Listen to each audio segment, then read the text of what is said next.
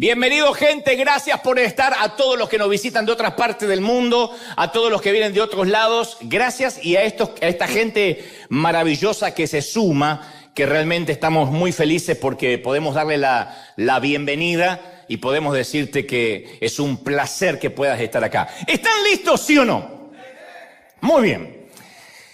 Desde muy joven yo tuve una curiosidad recurrente. Una pregunta, ¿no? Una pregunta, un interés que me persiguió durante décadas, durante mucho tiempo. Y quizás sepas de lo que te hablo, estoy hablando de esos momentos, esas preguntas que nos mantienen despiertos hasta tarde y no sabemos por qué, que nos distraen, cuando intentamos concentrarnos, que parecen a veces aferrarse a la última hebra de nuestra voluntad y no nos deja tranquilo hasta que obtenemos una respuesta. No son esos grandes interrogantes necesariamente filosóficos, pero a veces son preguntas que nos inquietan, ¿no? Y esta es la pregunta que irrumpía a cada momento en mi mente. Siempre tenía la inquietud de por qué la gente hace lo que hace. ¿Por qué hacemos lo que hacemos? O sea, te lo voy a poner así. Para ser más claro, ¿por qué en temas de vocación algunos hacemos lo que hacemos? Te preguntaste, por ejemplo, ¿por qué escriben los escritores? ¿Por qué actúan los actores? ¿Por qué enseñan los maestros? No sé, ¿por qué pintan los pintores? ¿Por qué cantan los cantantes? A ver, ¿qué es lo que los impulsa a la gente a dedicar la mayor parte de su día o de su vida a este tipo de ocupaciones? ¿Por qué la gente hace lo que hace? Yo creo que la respuesta merece mayor explicación, que es la remuneración. Porque inmediatamente nos viene a la mente, y bueno, por el dinero. No necesariamente. Porque, a ver, somos muchos quienes invertimos tiempo, energía, a ciertas responsabilidades, a cierto trabajo, a tareas que a veces no nos reportan ni un centavo. De hecho, los que viven del oficio, como el invitado que te presenté recién, los que viven de un oficio comenzaron sin ninguna remuneración. Lo hicieron simplemente por el histrionismo, por el talento, por despuntar el vicio, porque les gustaba. Después algún día alguien les empezó a pagar o se profesionalizaron. Y yo conozco mucha gente, me consta, que ocupa tiempo de su día, de su jornada para voluntariado de hospitales, para grupos sin ánimos de lucro, lo hacen a veces fuera de hora, en escuelas, trabajan en escuelas públicas, obras de caridad, actividades muy nobles, que no les reportan, insisto, ningún centavo. De hecho, aquí en Riverarena tenemos más de 600 voluntarios que trabajan muy duro. Son 600 personas, incluyendo Welcome Team, los que están allí en el tránsito, los que acomodan a la gente, los sugieres, la gente de seguridad, los que trabajan, los que hacen el mantenimiento. Eso es casi 10 veces más que el equipo pago que tenemos en planta, a los cuales también se los celebro y les agradecemos todo lo que hacen a nuestro querido voluntario. Por si nunca se los agradecemos públicamente. Yo digo, si no fuera por los voluntarios de Riverarena, desapareceríamos en cuestión de días. Yo creo que no podemos subsistir, no podemos gestionar ni siquiera una semana. Entonces, ¿por qué la gente hace lo que hace? Y ahí podemos decir, bueno, porque lo hago para Dios, porque es mi deber, porque es mi llamado ministerial. Pero yo hablo de todo el espectro, de todos. Insisto con la pregunta, ¿por qué el actor actúa? ¿Por qué el cantante canta? ¿Por qué el escritor escribe? ¿Por qué el futbolista juega? ¿Por qué empieza a hacerlo? Hace algunos años me invitaron a dar una conferencia a médicos en Bogotá, Colombia. Y eran médicos que se iban a reunir con el propósito de hablar de medicamentos. Desde el inicio yo supe que quería captar la atención de estos profesionales de medicina. Así que yo dije, si voy a hablarles, tengo que entrar por la puerta de la ciencia. Mínimo de la razón. No puedo apelar inmediatamente al corazón, al alma. No porque los médicos sean desalmados, yo no dije eso. Simplemente porque es un público complejo. Entonces yo dije, bueno, tengo que entrar por el lado racional. De hecho, cuando me invitaron, va a ser un grupo de médicos, no saben quién sos, no saben a qué te dedicas. Yo tenía mis dudas. Pero me insistió, el anfitrión me dijo, yo quiero que le hables a mis colegas un poco de Dios, de la vida, y yo sé que los vas a poder conectar. Pero una cosa es pensarlo y otra cosa es llevarla a cabo. Entonces se suponía que yo iba a ir a Bogotá esa mañana a cerrar la jornada, luego que diferentes representantes de laboratorios iban a presentar una nueva cantidad de medicamentos, así que ni siquiera era una reunión de tinte espiritual, motivacional, iban a presentar medicamentos y yo cerraba. Cuando ya los tipos habían desayunado y se querían ir. Yo tenía que cerrar. Entonces, los escuché por 2 horas hablar en lenguaje alienígena, totalmente desconocido para mí. Y yo he estado en eventos de empresarios, que más o menos entiendo de qué va la cosa. Los médicos no entendían nada. Estaba a punto de sugerirle que a los medicamentos le pongan nombre que tenga que ver con aquello que nos duele. Porque viste que cuando dejamos de tomar medicamentos por un tiempo, después vas a la nevera y no te acordás para qué cuerno era, y esto para qué era. Ah, para la fiebre, resulta que era Viagra líquido, no te acordás. Así que si me dejaban hablar, decir, ¿por qué no le ponen esto para la cabeza? El nombre, esto para la alergia, esto para ir al baño. Entonces, uno se acuerda con los años, mirá lo que era este medicamento. Hay nombres como Mucosan, que más o menos te dan una pista. Evacuol, ya uno se da una idea también, ¿no? O Constipanol, uno se da cuenta, te da cierta idea para qué es. Pero le ponen Atarax, decían los médicos, hoy tenemos el nuevo Clamoxil. Hacía yo, Clamoxil. Augmentine, ¿qué aumenta la Augmentine? Las ganas de estornudar, yo no, ¿qué es? Entonces me daban ganas de decir, el bicarbonato, póngale Eructol. Bueno, y esa mañana presentaron nuevos medicamentos. Me acuerdo que uno dijo, tengo el agrado de presentarles hoy, y dije, ahora me introducen a mí, el nuevo brisamicolidol destilado de ambramicina con cetanol. Y yo sentía con la cabeza como diciendo, era hora. Ya era hora que hicieran un brisamicolidol destilado de ambramicina con cetanol. Ya era hora. Puse yo, ya a esa altura estaba asintiendo todo para hacerme parte de lo que yo hacía. Llega mi turno. Obviamente no les iba a hablar de medicina ni de medicamentos. No digo, insisto, que era un público difícil, pero sí álgido. Porque no se trataba de personas que sabían a lo que yo me dedicaba y me estaban esperando. Nadie me iba a pedir que le firmara un libro, sacarse una foto. Querían irse. Entonces yo tenía unos segundos para captar la atención de ellos, de los galenos ahí reunidos. Así que miré al anfitrión que me decía, yo veía que querían como levantarse, me decía, no, tranquilo, no se van a ir hasta que no hables. Así que necesitaba racionalizar primero, para luego, en el mejor de los casos, poder darles un mensaje que permee el alma, pero tenía que entrar por la cabeza, de manera que se me ocurrió que ellos podrían ayudarme a resolver el dilema que me venía tosigando por años. Y les dije, señores, yo sé que se quieren ir, no les quiero ocupar mucho tiempo, pero les voy a preguntar algo sin preámbulos. Por curiosidad, ¿cómo fue que terminaron en el campo de la medicina? ¿Por qué esto? Y en ese momento, al principio, ese público que parecía hostil, un público casi hostil, me comenzó a escuchar lentamente. No todos, pero algunos. La mayoría seguía con su celular. Entonces le digo, todos parecen inteligentes, pero se me ocurre que una docena de profesiones menos exigentes podrían haber sido parte de sus vidas.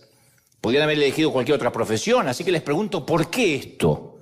Y de verdad, es mi curiosidad como paciente, si se quiere. Porque antes de continuar, permítanme decir que yo no me dedico a lo que se dedican ustedes. Y que me maravilla esa capacidad que ustedes poseen de pasar tantas horas por semana para sanar, para aliviar a gente que no conocen, para vendar heridas ajenas. Pienso yo, digo que tuvo que haber sido una fuerza interior que los metió en esto. No creo que haya sido dinero. Y ahí sí levantaron la vista casi todos. Y digo, y si tuviera que adivinar, yo creo, me parece, perdonen mi torpeza, pero me atrevo a arriesgar que si tuviera que adivinar, es algo interior que es la misma fuerza que lo sostiene hasta hoy.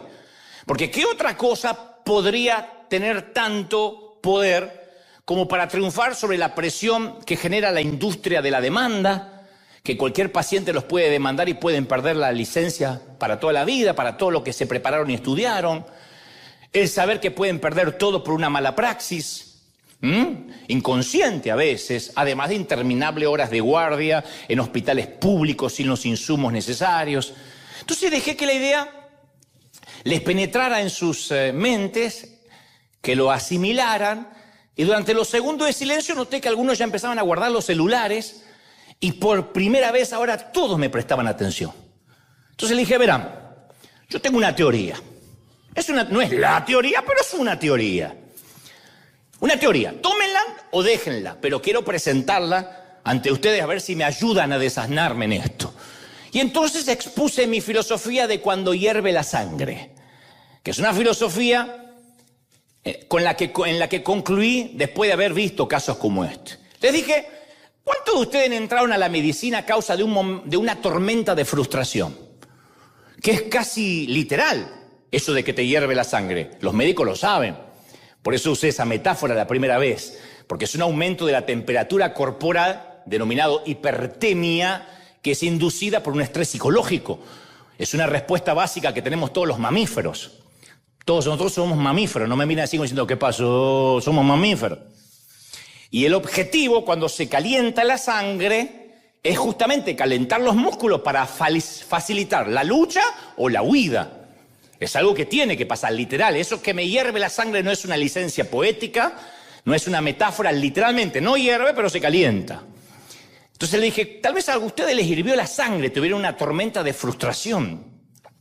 Y quizás esos médicos habían crecido con un padre que sufría una enfermedad crónica y habían visto cómo un ser querido moría a causa del Parkinson, del lupus, del cáncer, de la metástasis avanzada, la leucemia. Quizás habían ellos mismos luchado contra una enfermedad y ahora querían ayudar a otros a lograr lo mismo. Para algunos que hubiesen visto a los suyos pasar por una necesidad porque habían crecido en lugares donde la atención médica no estaba al alcance o era deficiente. Y habrá habido algunos entre esos médicos que perdieron seres queridos a causa de un procedimiento negligente. Así que no importa cómo lo definieran, yo estaba seguro que la mayoría había pasado por una situación indeseable, un momento de frustración que hizo que reaccionaran y dijeran, hasta acá llegué, esto me hierve la sangre, algo tengo que hacer.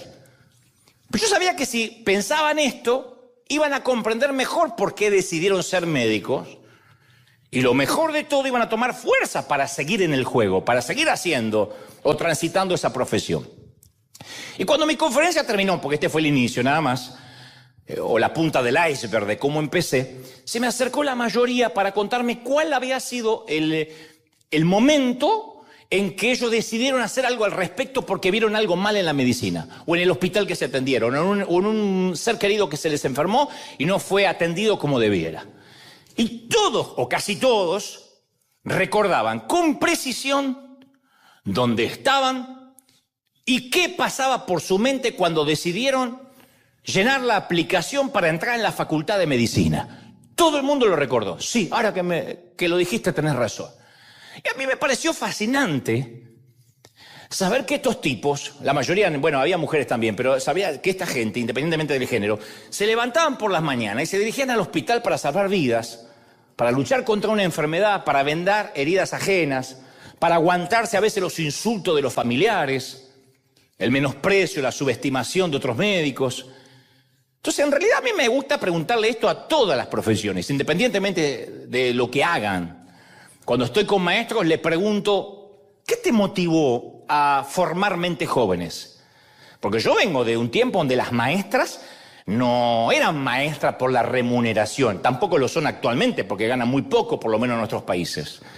Pero lo hacían con unas ganas. La maestra que yo tenía decía, ¿cómo les va? ¿Cómo les fue las vacaciones?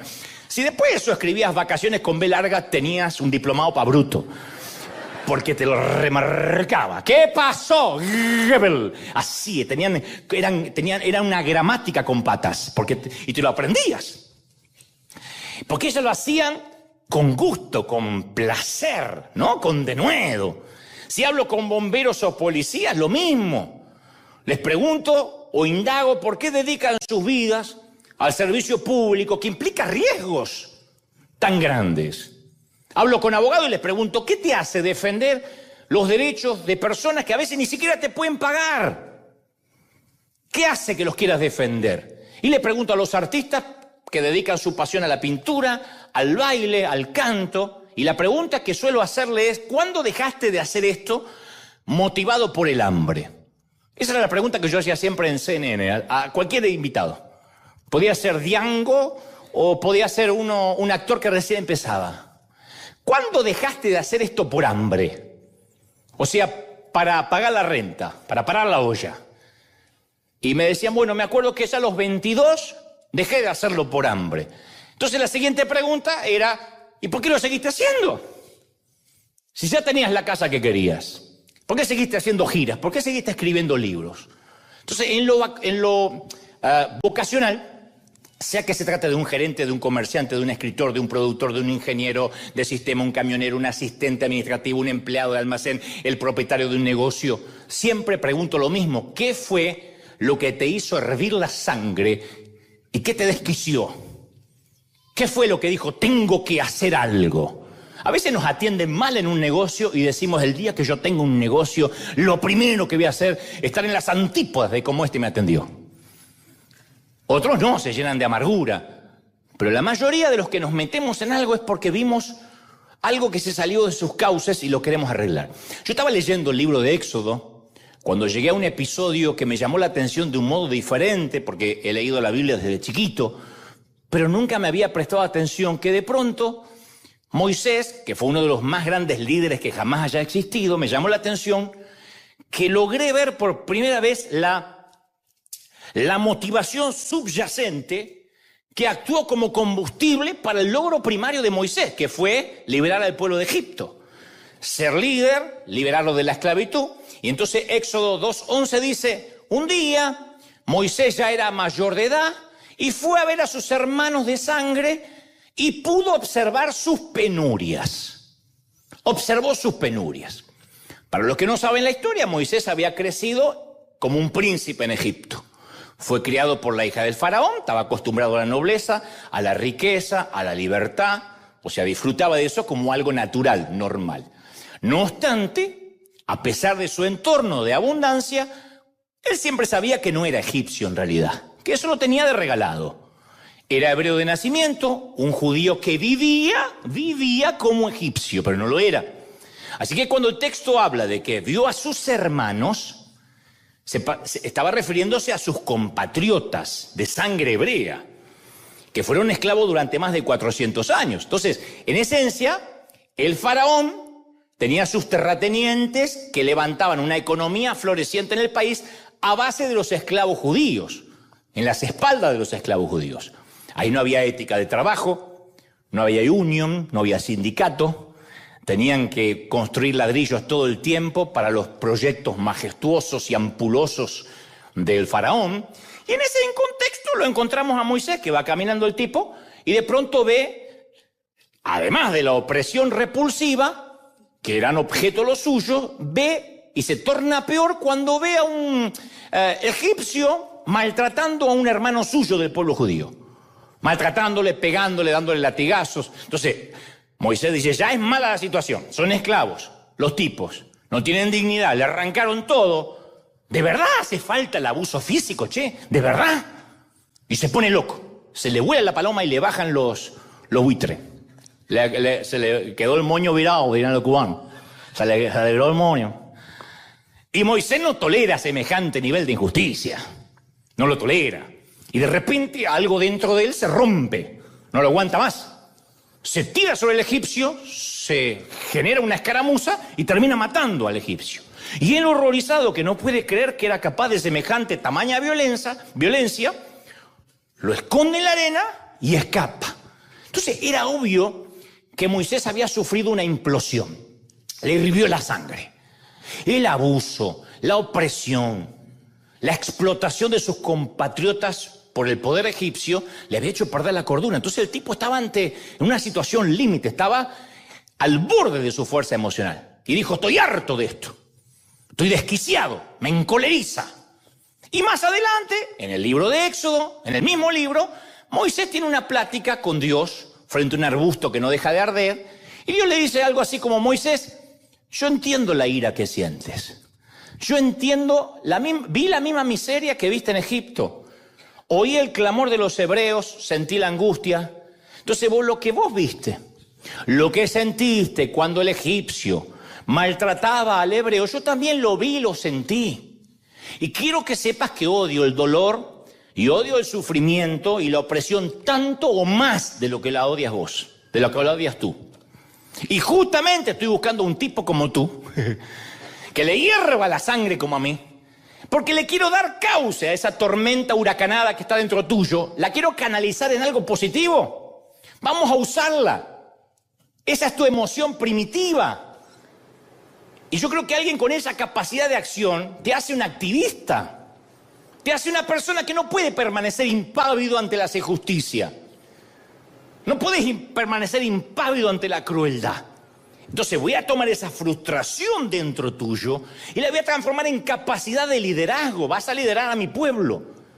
No me pidas más perdón porque te hirvió la sangre. Voy a usar que te hirvió la sangre.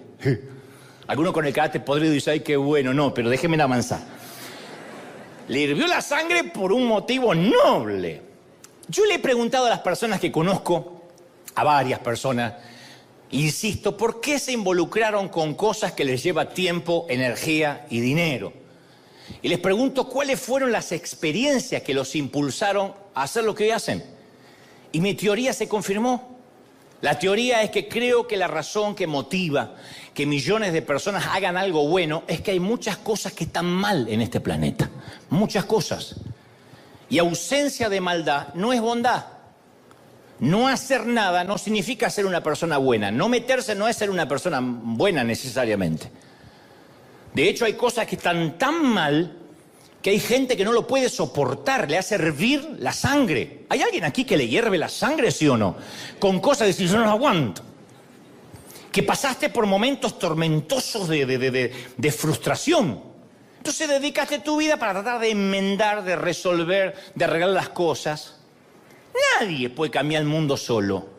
Pero todos los que estamos involucrados en cosas que nos demandan tiempo, energía y dinero, es porque algo nos molestó.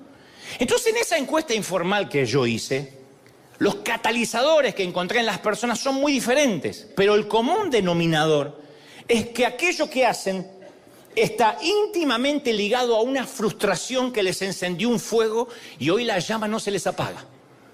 Lo que nos suele romper el corazón sucede para que hagamos algo al respecto. Si algo te rompe el corazón es por algo, cuando es un patrón. No estoy hablando de mirar la novela Univisión y si me rompió el corazón la Rosa de Guadalupe, no, sino cuando algo se mantiene. Y todo comienza cuando encontramos eso que es un patrón en nosotros y que toda la vida consecuentemente nos ha molestado. Hay algo que te molestó toda la vida y te sigue molestando. Yo sé que hay gente que le molesta todo, pero estoy hablándole al que le molesta una sola cosa. Hoy, juntos, vamos a ver qué es lo que te molesta. Dicho esto, un par de aclaraciones, 2 aclaraciones a saber. ¿Me siguen, sí o no? ¿Sí o no? Dos aclaraciones a saber. La primera tiene que ver con un axioma. A saber, insisto, aquello que nos hace hervir la sangre siempre revela algo dentro nuestro, siempre. ¿Qué te hace hervir la sangre? Es crucial saber eso. Ustedes me están diciendo, sí, ya lo dijiste. No, lo voy a decir otra vez. Aquello que te hace hervir la sangre revela algo dentro tuyo. ¿Por qué me molesta lo que me molesta? ¿Por qué te molesta lo que te molesta? Porque te pueden molestar cosas por tu falta de perdón, rencoroso que todo te molesta. Te pueden molestar cosas por envidia, por inseguridad, por tu orgullo, por nuestro orgullo. Por no poder tener el control de lo que otros piensan de nosotros, por no poder manipular a un hijo, por no poder manipular a un cónyuge, porque no nos dan el crédito, porque no nos honran, porque no nos reconocen. Nos pueden molestar, hay gente que le molestan las migas que caen de la mesa o la copa que se rompió y hace un escándalo. ¡Ay, la copa! Y le molesta, mi mamá era así, te psicopateaba por un vaso. ¡El vaso!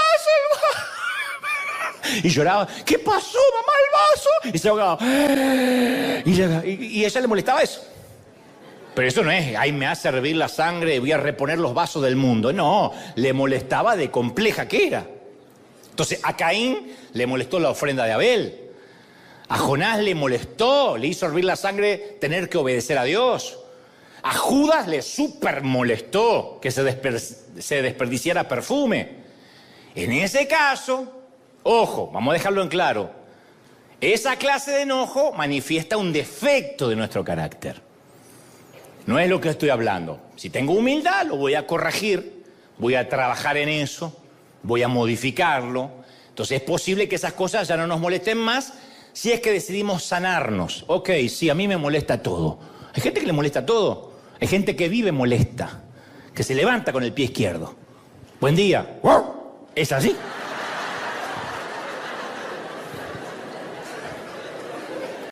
Y voy a decir, ¿por qué ladra? Porque es así, porque le molesta todo, porque está cruzado, porque la vida le debe algo. Entonces, se rió, ¿viste? Ahí la señora ladra. Entonces, hay un enojo que saca a luz nuestra carne, lo peor de nosotros. Y hay otro enojo que se alinea con el corazón de Dios. No obstante, si mi enojo, tu enojo, es contra la injusticia, te enojan las mentiras, la corrupción, ves los gobiernos de nuestros países y pero puede ser uno peor que el otro.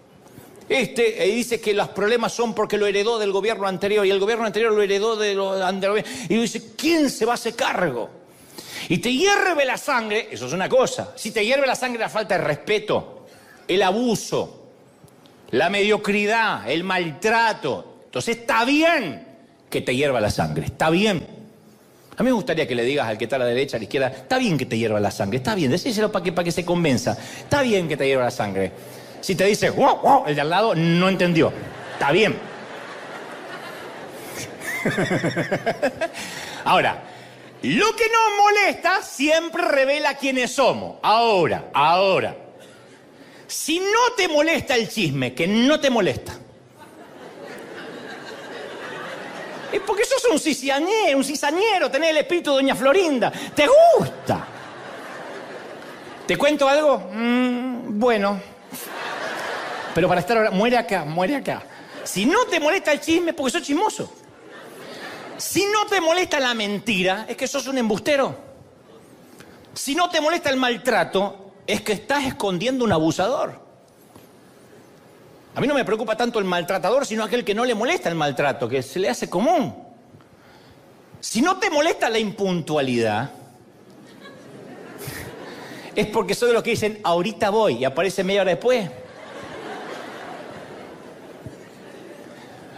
Yokoi Kenji, este querido motivador japonés colombiano, él cuenta que cuando la primera vez que tuvo trato con los hispanos se sorprendió de nuestro manejo del tiempo. Porque dice, para un japonés, te espero a las 10, es a las 10. Y si yo esta vez estaba en una esquina a las 10, 10:05, 10:10, dije, tuve un accidente. Llamaba y dice, ahorita voy. Después le dice, estoy cayendo. ¿Y el japonés? Me costó mucho entender que ahorita voy puede ser, me estoy bañando,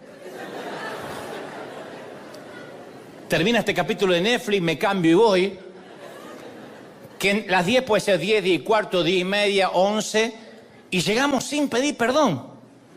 Dice que cuando él esperó a las 10, llegó 11:15, el que lo había citado, y no le dijo, perdón, dijo, ¿qué tal?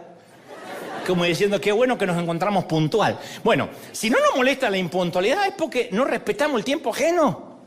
Si no nos molesta la mediocridad es porque somos unos ordinarios.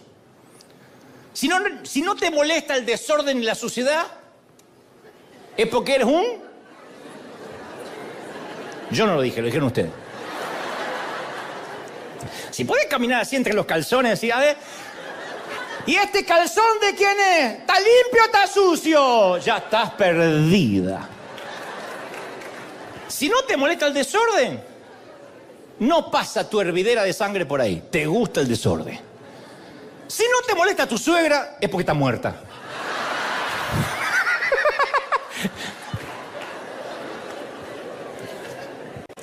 Entonces, mostrame un gran líder Y yo te voy a mostrar a alguien que no tolera la impuntualidad, que no tolera el desenfoque, que no tolera la mediocridad.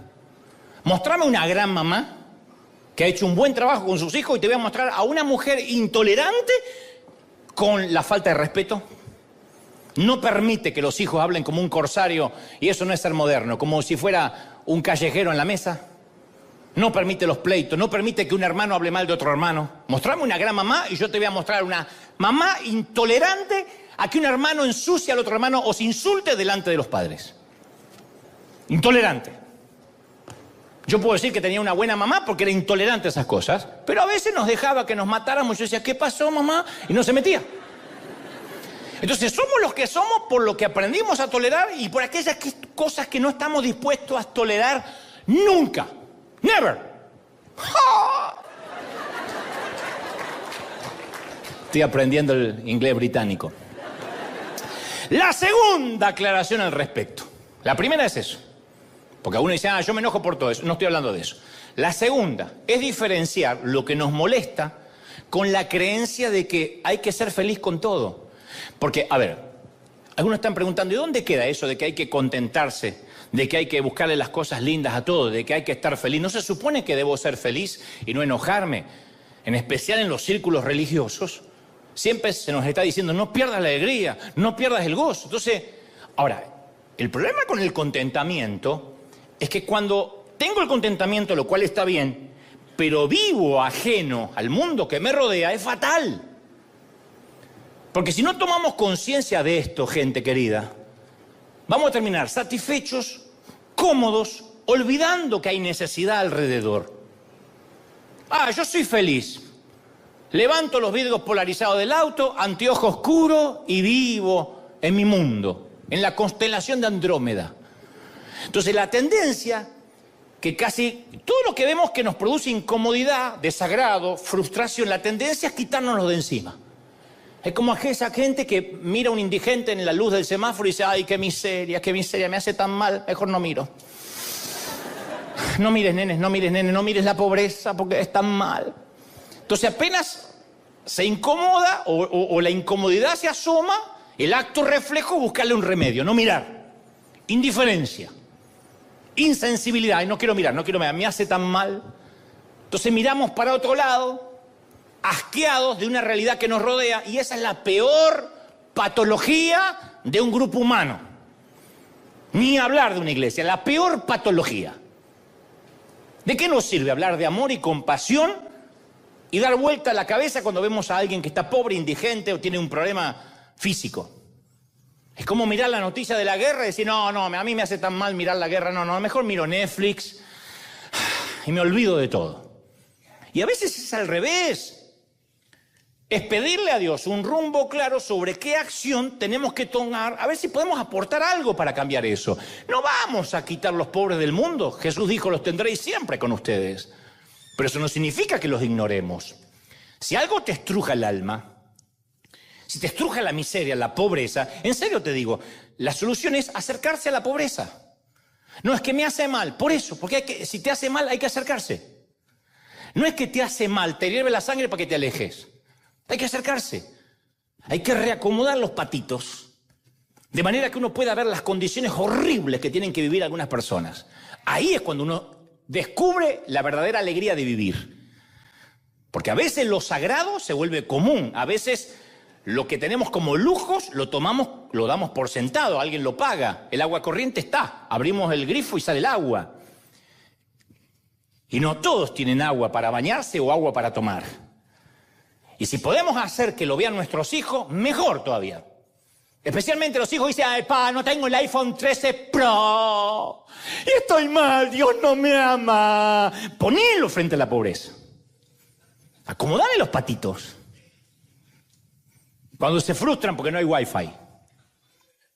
Entonces, abrazar esa frustración, especialmente para los que estamos atrapados en el círculo religioso, abrazar la pobreza para que, tengo que hacer algo. No puedo cambiar el mundo, no estoy sentado en el sillón del salón oval, pero no podemos vivir en una nube de flatulencia religiosa, por decirlo de un modo fino. ¿Se entendió la metáfora? Yo te voy a confesar algo.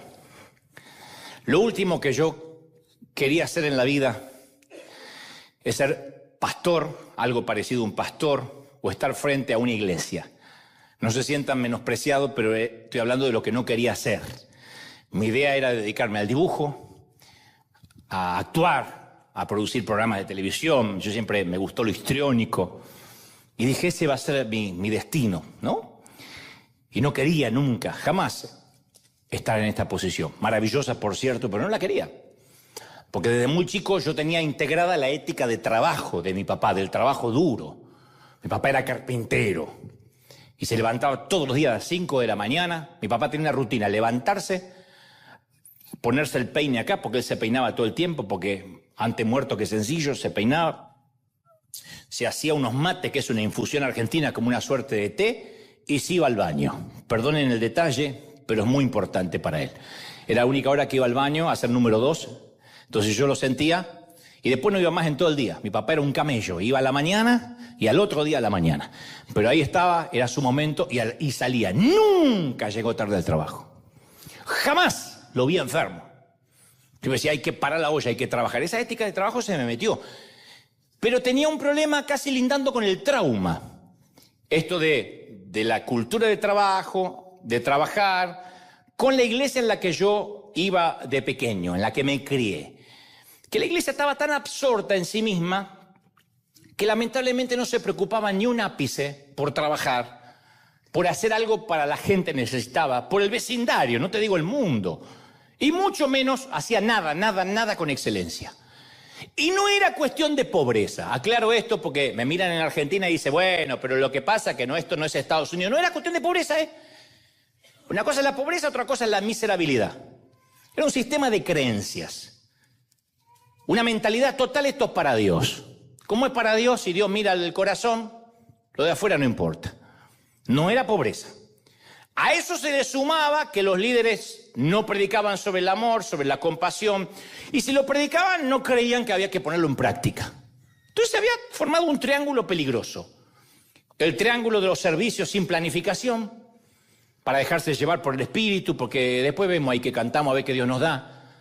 La planificación no era una moneda corriente, era todo improvisado con la excusa de que, bueno, yo no me preparé hoy para predicar, pero bueno, ni sé por qué estoy diciendo esto. Más un grupo de cristianos sin pasión por nada, no ustedes, los que estaban ahí. Y a mí me perturbaba, pero no sabía qué podía hacer. ¿Qué tenía? 10 años, 11 años, pero me perturbaba que no hubiera preparación. Insisto con esto, quiero que quede claro, no era tema de pobreza, no éramos pobres necesariamente, éramos mediocres. Y si hubiese tenido palabras para explicarlo, me habría dado cuenta que todo eso era un patrón que ya me empezaba a hacer hervir la sangre. A mí me hacía hervir la sangre. Porque yo nunca soporté la falta de excelencia, la poca preparación, y que se hiciera de la ignorancia una virtud. Mi papá tenía 4º grado de la escuela primaria, pero eso no hace que yo tenga que llegar hasta 4º grado y no estudiar más, porque ese era mi papá y nunca le faltó nada.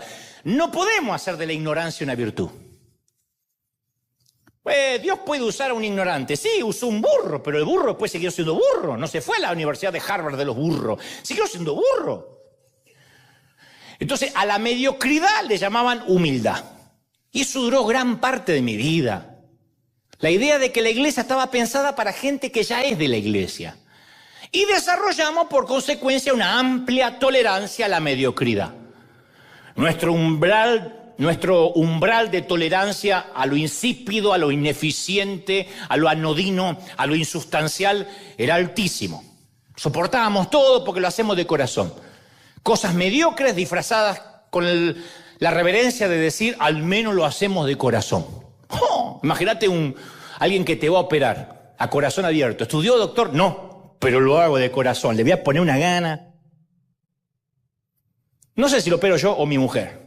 ¿Su mujer estudió? No, pero tenía ganas de meter mano. Pero lo hago de corazón. ¡No!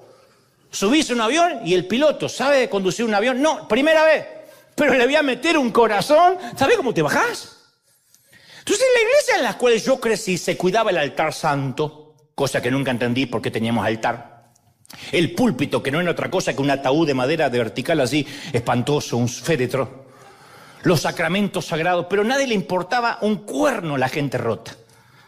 La gente que salía de un divorcio, el que tenía problemas de identidad sexual, el que estaba separándose en una crisis, el que no tenía trabajo, el que estaba enfermo. Entonces recuerdo que cuando yo tenía alrededor de 10 años, vino a visitarnos un tío que vivía en Torino, Italia. Que además de ser un conde, tengo un tío conde. ¡Oh! Era el presidente de una importante industria automotriz italiana, conocida como Fata. Estaba casado con la hermana, la tía Ela, la hermana de mi papá. Y llegó a visitarnos a la Argentina. Ellos vivían en Italia. Tenían 2 hijos, mis primos, Georgina, modelo, Carlos Jr., Carlos Constanza Jr., conductor de televisión y actor. Esa pavada de primo tenía yo. Y mi tío, primera vez que yo lo veía en la vida, porque lo conocía por foto, era el tipo con más cultura del que jamás haya conocido. Es más, cuando lo escuché hablar fue que me decidí que algún día iba a escribir libros. Porque su escultura para hablar, o sea, su manera de hablar, él esculpía las palabras. Tenía una estructura en su oralidad que se asemejaba a la expresión escrita. Hablaba como quien lee un libro. Buenas tardes, Dante, qué gusto conocerte, pequeño. ¿Me dispensas de tu tiempo? Mi mamá me decía, cállate, tío, renta piojoso. Y ahora me trataban como un conde.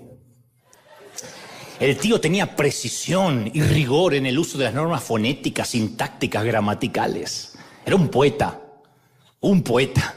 una riqueza léxica. ¿Viste esa gente que tiene una riqueza léxica que emplea el término preciso en cada situación comunicativa? Estaba con sus hermanos, que era mi papá, los otros tíos, que ninguno había estudiado, y era Tarzán y los simios.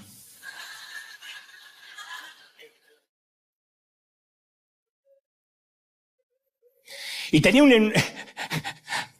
menos mal que mis tíos se murieron casi todos, porque si no, no me quedan parientes en la Argentina ya.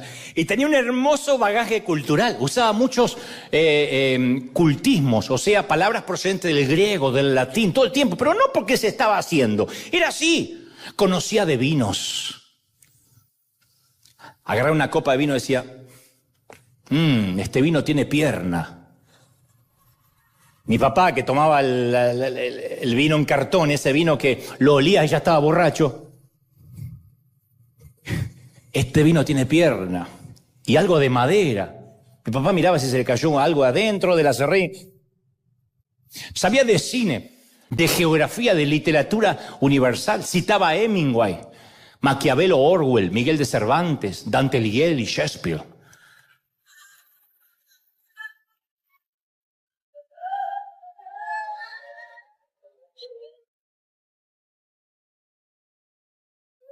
Díganme que saben quién es Dante Alighieri, porque si no... Y cuando quería distenderse, leía lo que él llamaba libros de playa, de verdad. Me traje unos libros livianitos, ya porque no se iba a traer literatura universal en el avión. Entonces leo, ¿qué lees, tío? No sé, algo, Vargas Llosa, Gabriel García Márquez, Neruda, Saramago, algo de Borges, algo así. ¿Por qué? Porque para leer, libros de playa. Y se definía como católico, apostólico, romántico, porque algún día había ido a la iglesia católica. No se acordaba. Y luego he pasado un par de semanas por Buenos Aires y de asistir a una ópera había ido a ver Aida, al Teatro Colón. Le dijo a mi padre, estoy considerando visitar la iglesia de ustedes.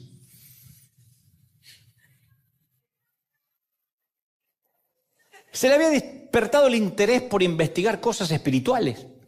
Lo recuerdo como si fue ayer. Cuando le dijo a mi padre que nos querías visitar, mi padre instintivamente buscó excusa para decir, no conviene, a Dios se lo encuentra en cualquier lado. No queríamos que venga, que se vaya al infierno con dignidad, pero que no venga a la iglesia.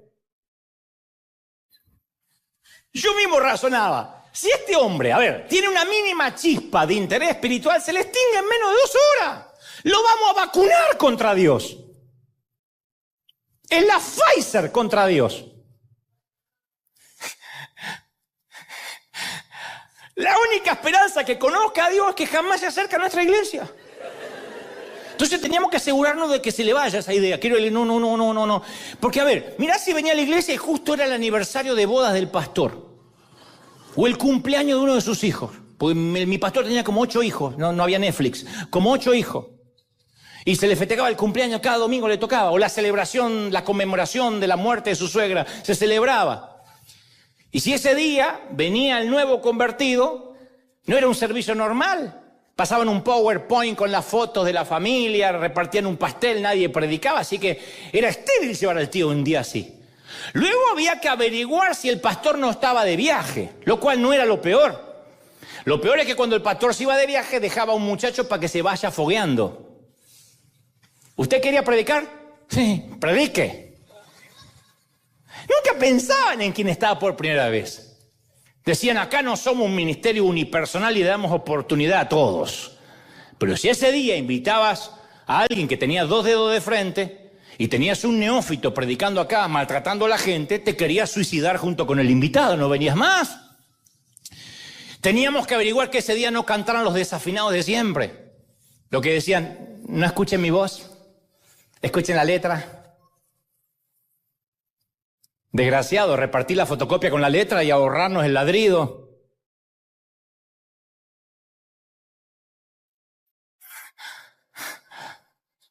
Repartí la fotocopia con la letra, la llevamos a casa, la leemos tranquilo, ahorrarnos el aullido. Era así.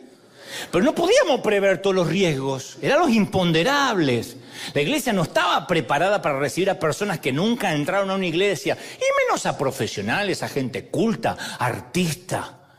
Luego había que decirle que el horario era a las 7, pero podíamos empezar 7:15, 7:30, 8, 8:15, según el desfasaje hormonal del que empezaba, según la hora. No podíamos darle horario de finalización, porque si eso se ponía bueno nos podíamos ir a las 11, a las 12. Había que prepararlo para que no se alarmara si ese día se levantaban 4 ofrendas. Porque los gastos, de repente había que pagar la losa y se levantaban 4 ofrendas. Todavía no nos alcanza. Tenemos la cal, el cemento, nos faltan los ladrillos, 4 ofrendas, entonces había que prepararlo. Tenía que decirle que si iba con su hija, o sea, mi prima Georgina, no se ponga esa ropa italiana porque le iban a mirar con desprecio al entrar. Entonces mi padre fundamentalmente no lo pudo convencer de no ir. Mi tío fue. 120 minutos de nada. Mi tío estaba así, había ido a ver a Aida, a la ópera, ¿te imaginas? Estaba así. Esta gritaba como la señora de la ópera, pero de dolor. La experiencia lo arruinó. Por lo que sé, nunca más volvió a pisar el umbral de una iglesia. Y yo no fui afectado, él no fue afectado únicamente por esa experiencia, yo también. Desde ese momento mi sangre hirvió. Por la falta de preparación, la falta de excelencia, por el faltar el respeto a la gente, al tiempo, y catalicé lo que sentía. Entonces una vez escuché a un pastor decir, si una iglesia no se transforma en un hospital del alma excelente, se va a devenir en un museo de santos hipócritas. Y mientras que él pintaba una imagen de cómo tiene que ser la iglesia de Cristo, yo sentí que mi espíritu se encogía porque yo nunca había pertenecido a una comunidad así. Y lo más perturbador es que por experiencia propia hay una gran cantidad de gente que necesita con desesperación un mensaje de esperanza, de vida, que solo puede ofrecer una iglesia con excelencia. Y la excelencia no es riqueza, la excelencia es preparación. Tuve una idea clara de la belleza, del poder, del potencial que puede tener una iglesia cuando se prepara. Y supe entonces, de algún modo extraño, que algún día tendría la oportunidad de estar ante una nave insignia, con mensajes planificados, con música mínimamente ensayada. Y yo dije, si en Broadway, algo tan fútil como Broadway, ensayan y no se permiten la mediocridad, ¿cuánto más nosotros que supuestamente decimos que tenemos a Dios? Y pensé en gente como mi tío, que no iba a regresar nunca más a una iglesia. Una iglesia sencillamente que estaba pensada para cristianos. Y dije, tenemos que tener una iglesia que abrace a la gente rota, que venga el letrado, el indocto, el que no pudo estudiar, el que salió de Harvard. Sentí que Dios me decía, Dante, yo voy a convertir eso que te saca de quicio, esa frustración en algo positivo. Yo sé lo mucho que te desespera. Y porque te aflige, yo voy a canalizar tu energía en eso. en que algún día puedas estar en una iglesia donde la gente se sienta amada cuando entra. Te voy a dar una visión persuasiva para que brindes un lugar para que la gente que está alejada de mí se sienta bienvenida y animada a regresar. Una iglesia para la gente que no iba a una iglesia. Y me comprometí a no juzgar a la gente, nunca. Jamás a expulsar a nadie por sus creencias, por su manera de vestir. Por eso nuestra bandera es todos o nadie. Si estás roto, somos el hospital. Sea lo que te haya pasado en la vida, este es tu lugar seguro y tu refugio. ¿Alguien tiene que aplaudir más que eso? ¿Sí o no? Termino. Lo que te rompe el corazón, aquello que te estruja el alma, es para que hagas algo en la vida, para revertir tendencias destructivas de esta generación. No te extrañes si oyes la voz de Dios que te dice: yo por eso te diseñé, por eso te hago que te hierva la sangre. Está bien que te hierva la sangre. Ni una sola de tus lágrimas de angustia son en vano. Dios dice: voy a utilizar cada gramo de lo traumático que te pasó en la vida. Y yo sé que ese problema que te devastó, que te quebró, es para que hagas algo. A lo mejor sos el único que puede entender a un divorciado. A lo mejor sos el único que puede entender o la única que entiende a una mamá que sufre de cáncer en la matriz o en los senos, porque pasaste, justamente. Y voy a repetir esto último: Dios está buscando a alguien exactamente como tú, que entienda. Los que venimos de la pobreza somos los que podemos entender la pobreza, lo que es comer salteado y bañarse una vez a la semana. Y no por sucio, sino porque no había agua. Entonces, cuando uno ve gente que sufre en el planeta, tiene que saber que es gente que sufre y que también entristece a Dios, de manera que podamos nosotros hacer algo. Hay algo que nos hierve la sangre, hay algo que hierve la sangre y que lleva escrito mi nombre. A mí me hierve la sangre, entre otras cosas, la falta de excelencia. No somos los mejores, pero hasta donde la mente me da, yo sé que soy intolerante a la mediocridad. Entonces hay algo ahí afuera que espera que Dios haga algo, que espera a Dios que hagas algo. Hay algo ahí afuera que necesita movilizarte. Y esa va a ser tu música, esa va a ser tu canción interior, tu banda sonora por el resto de la vida. Será lo que te mueva y será lo que te haga estremecer. Pero eso ahí afuera que te hierve la sangre no es para que des vuelta la cara, ni para que subas los vidrios espejados o polarizados, sino para que hagamos algo. ¿Estamos de acuerdo, sí o no? Tony Campolo, esto lo conté hace unos años y es mi historia favorita, te la voy a regalar antes que te vayas, por la misma ofrenda. Es una historia cortita pero magnífica. Y a lo mejor resume un poco todo esto. Es una historia de las que me gusta contar a cualquier parte del mundo donde voy, en una gira. Siempre trato de que esta historia entre en alguna parte. Cierta vez, Tony Campolo, que es un querido pastor, viajó a Hawái para participar de una conferencia. Llegó al hotel y por el desfasaje horario, por el jet lag, no podía dormir. De modo que esa noche estaba oscura, muy oscuro, las calles silenciosas, el mundo estaba dormido, pero él estaba bien despierto y el estómago le rugía de hambre. Y estaba todo cerrado, con excepción de una vieja y pequeña cafetería al final de un callejón. Entró, se sentó en uno de los bancos de la barra. De pronto entraron hablando fuerte y riéndose escandalosamente 8 prostitutas muy llamativas, muy extrovertidas. Venían de terminar su día laboral. Se sentaron en la barra y al instante Tony Campolo se encontraba incómodamente rodeado por un grupo de prostitutas que fumaban, decían malas palabras. De repente, la chica que estaba al lado de él le dice a su compañera, a su supuesta amiga, dice: ¿sabías que mañana es mi cumpleaños? Cumplo 39 años. A lo que la compañera en tono de burla le dijo: ¿y qué espera? ¿Una fiestita de cumpleaños? ¿Qué querés, que te consiga un pastel? ¿Que te cante el cumpleaños feliz? Y esta que cumplía años al día siguiente dice: ¿por qué sos tan mala? ¿Por qué me rebajas así? Estaba diciendo que era mi cumpleaños nada más. No pretendo una fiesta. ¿Qué me va a hacer una fiesta si nunca jamás en la vida me celebraron una? ¿Me la van a celebrar ahora con lo que me dedico? Y al escuchar estas palabras, el pastor tomó una decisión. Se quedó, esperó que las mujeres se fueran. Inmediatamente después le preguntó al tipo de la barra: ¿Ellas vienen acá todas las noches?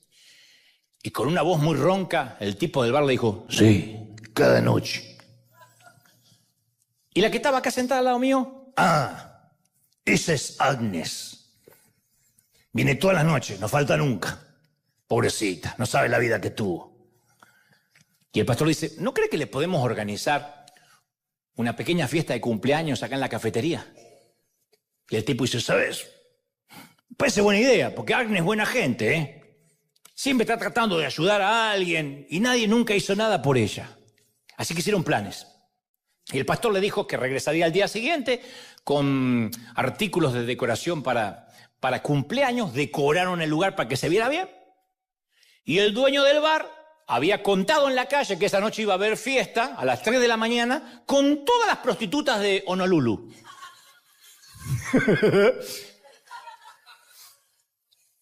Ese día había prostitutas de pared a pared.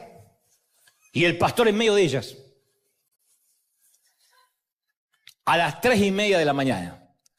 Y a las 3:30 de la madrugada, la puerta se abre y entró Agnes con sus amigas después de su día laboral. Y todos adentro le daban, ¡feliz cumpleaños, Agnes! Y ella fue sorprendida. Y Agnes perdió la compostura y comenzó a llorar sin parar. Y el dueño del bar, que no estaba acostumbrado a ver llorar a una chica que trabajara de esto en la cafetería, con voz quebrada le dijo, sopla las velas, Agnes, te lo queremos dedicar. Ya el tipo se asignó el crédito. Y el pastor se paró arriba de una silla y dijo, ¿les parece si oramos todos juntos y pedimos una bendición para Agnes? Y en esa cafetería vieja, herrumbrada y sucia, la mitad de las prostitutas de Honolulu lo escucharon orar a las 3:30 de la madrugada por Agnes, por su salud, por su salvación. Le pidió a Dios que cambiara su vida. Le pidió a Dios que sanara su corazón. Cuando terminó, el dueño del bar se acercó y medio con voz hostil le dijo, nunca me dijiste que eras un predicador. ¿A qué clase de iglesia vas? Y Campolo le dice, yo voy a la clase de iglesia que le hace fiestas de cumpleaños a las prostitutas a las 3:30 de la mañana. Y el hombre del bar se queda pensando, escuchá, y le dice, no, eso no puede ser. Si hubiera iglesias así, yo asistiría a una. Yo quiero iglesias así. Y justamente por gente como Agnes, o gente como mi tío, que vino de Italia, gente que nunca iría a una iglesia, es que a mí me hierve la sangre y decidí hacer algo. Campolo dice, hago esto porque no encuentro una sola iglesia que haga esto. Entonces, en algún punto del camino, aquello que un día nos hace enojar, nos va a motivar a hacer algo al respecto y decir, yo nací para esto. Y cuando lo digas, quizás Dios mire por el hombro de un ángel y diga, hey, ahí tenemos otro Moisés. Vamos a celebrar, señores. Vamos a celebrar aquello que nos hace hervir la sangre. Vamos a darle un aplauso grandísimo al Señor de señores, al Rey de reyes. Dale un aplauso grande, grande, grande. Por eso que nos hace hervir la sangre, por eso maravilloso que nos conmueve. Que nos estremece. Alguien tiene que aplaudir más que eso. ¡Arriba, gente!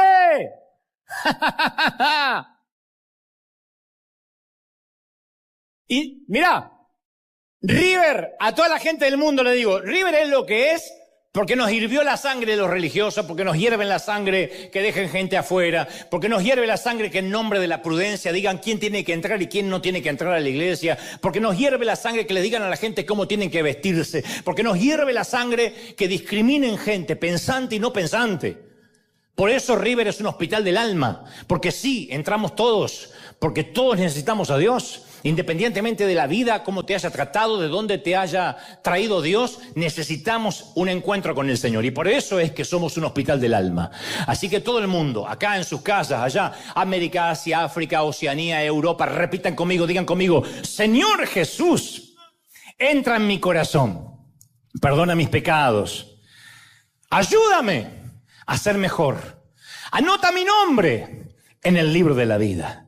Gracias, Señor, Amén. Y ahora sí, levanten las manos al cielo, quiero orar por ustedes. Padre, gracias por esta gente maravillosa.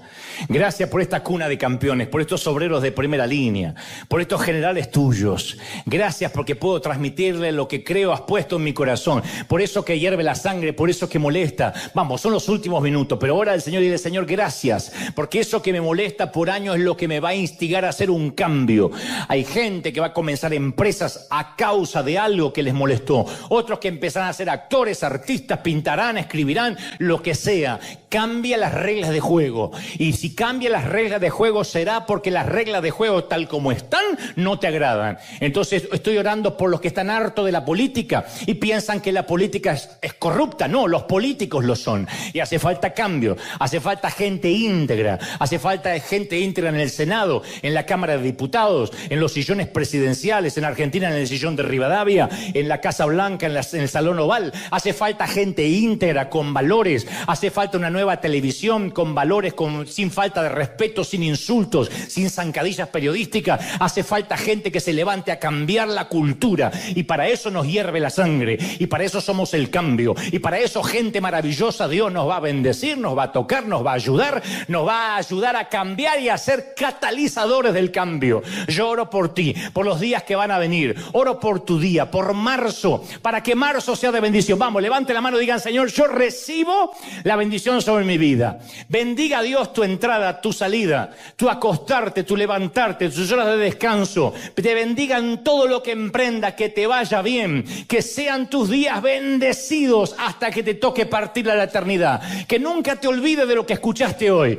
Que seas el agente de cambio, el que cambie las cosas para mejor. Lo creo, lo declaro, te bendigo en el nombre del Padre, del Hijo y del Espíritu Santo. Decimos amén. El aplauso gigantesco. Gente de todo el mundo, firme como talón de oso. Nos vemos el domingo que viene. Chau, chau, chau, gente. Hasta la próxima. Dios te bendiga.